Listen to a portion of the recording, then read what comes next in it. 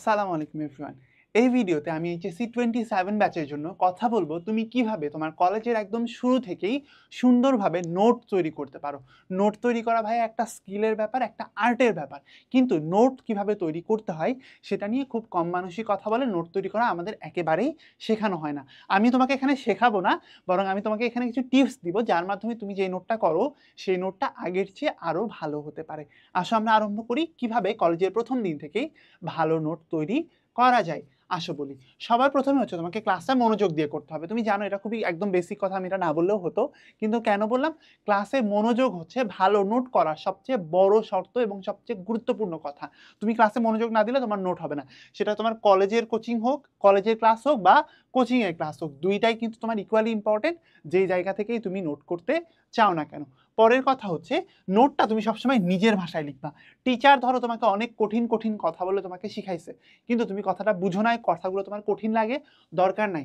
তুমি যেভাবে তুমি জিনিসটা বুঝো, সহজভাবে বুঝো, সেই কথাগুলো তুমি নোটের মধ্যে লিখে রাখো। কারণ নোটের মাধ্যমে মানুষ কি করে ভাইয়া? রিভিশন করে। আর রিভিশন করতে যায় যদি তুমি না বুঝো, তুমি যদি দেখো এই জিনিস তুমি এখনই পারো না, তখন কিন্তু ভাইয়া তোমার মাথাটা গরম হয়ে যাবে, তুমি কোনো কাজই ঠিকঠাক মতো করতে পারবে না। তাই তোমার প্রতি আমার সাজেশন হচ্ছে নিজের ভাষায় নোট করো। পরের কথাটা হচ্ছে তুমি হাইলাইটার ইউজ করো বা কালার পেন ইউজ করো। কালার পেন ইউজ করলে 3 থেকে 4টা কালার পেন ইউজ করো, বিভিন্ন কালার দিয়ে বিভিন্ন জিনিস মিন করবা। যেখানে সংজ্ঞা লেখা আছে সেটা ধরো কালো কালিতে লিখলা, যেখানে সূত্র লেখা আছে সেখানে নীল কালি, যেখানে ধরো কোনো একটা প্রশ্ন লেখা আছে সেটা লাল কালি। এরকমভাবে নানান কালি ব্যবহার করতে পারো। অন্যটাও করতে পারো, তুমি হাইলাইট করতে পারো। তুমি নোট কালো কালিতেই লেখো, তারপরে হাইলাইট করে দাও যে এই হাইলাইটারের কালির মানে হচ্ছে এই হাইলাইটারের মানে হচ্ছে এই। এভাবে কিন্তু আমি ভাইয়া নোট করি। তাই তোমাদের জন্য সাজেশন থাকছে যে এই কাজটা কিন্তু ভাইয়া তুমি চাইলেই করতে পারো। আরেকটা হচ্ছে চ্যাপ্টার ভিত্তিক ভাগ করবা নোটগুলা।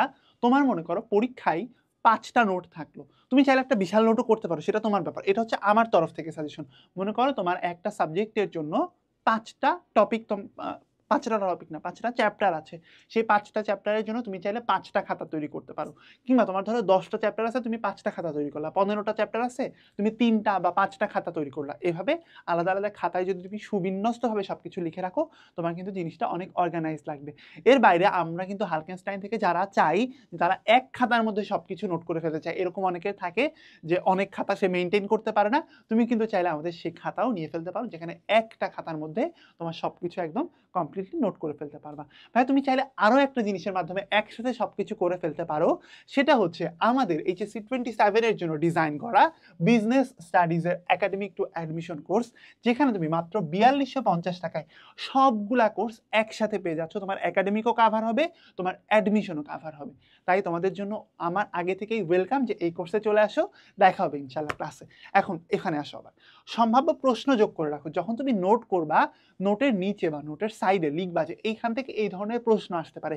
এতে করে হবে কি, তুমি আগে থেকেই ওই প্রশ্নটা উত্তর করার জন্য রেডি হয়ে থাকছো না ভাইয়া? যখন তুমি আগে থেকেই প্রশ্নের ব্যাপারে রেডি, তখন কোনো প্রশ্ন তোমাকে পরীক্ষার হলে আটকাতে পারবে না। কারণ তুমি ভাই এটা আগে থেকেই জানো। তুমি বলবে আরে ভাই এটা তো আমি জানতাম না, আমি খাতায় লিখছিলাম। এই চেষ্টাটা করো, দেখবে তোমার জিনিসটা কাজে লাগবে। আর একটা জিনিস বলি, সেটা হচ্ছে তুমি ক্লাসে বসে ছোট নোট করো না। ক্লাসে তো আর অনেক বিস্তারিত সুন্দর করে তুমি লিখতে পারো না। তুমি বাসায় এসে, বাসায় আসার পর ওই সংক্ষিপ্ত নোটটাকে বিস্তারিত নোটে রূপান্তরিত করবা। তোমার একটা ক্লাস নোট থাকুক এবং তোমার একটা প্রিপারেশনের জন্য কম্প্রিহেন্সিভ আর একটা নোট তুমি বাসায় বসে সুন্দর করে তৈরি করো। লাস্টেরটা দেখো, রিভিশন ফ্রেন্ডলি নোট। নোট তোমাকে অবশ্যই রিভিশন ফ্রেন্ডলি করতে হবে। নোটের কাজই হচ্ছে রিভিশন করানো। কোনো নোট যদি রিভিশনে কাজে না আসে, ওই নোটের কোনো কাজ নাই। নোট দিয়ে রিভিশন করতে হয়। তুমি কিভাবে রিভিশন করবা? নোটগুলাই যা বললাম যে সংক্ষিপ্ত নোট, এইটা তোমাকে রিভিশনের জন্য সবচেয়ে বেশি সাহায্য করবে। এবং কিওয়ার্ড লিখে রাখবা, হাইলাইট করবা এবং নিজের ভাষায় লিখবা, আমি যেটা অলরেডি তোমাকে বললাম। তাহলেই তুমি পরীক্ষার আগে সহজে রিভিশন দিয়ে ফেলতে পারবা এবং নোটের যে আসল কাজ সেটা সিদ্ধি হবে। নোটের কার্যসিদ্ধি এবং তোমার পরীক্ষা এবং অ্যাডমিশন পর্যন্ত কমপ্লিট প্রিপারেশন নিতে চাইলে আমাদের সাথে জয়েন করো। দুইটা জিনিসের জন্য তোমার শুভকামনা। ভালো নোট বানাও এবং আমাদের সাথে ভালো প্রিপারেশন নাও। এভাবেই শেষ করছি। আল্লাহ হাফেজ।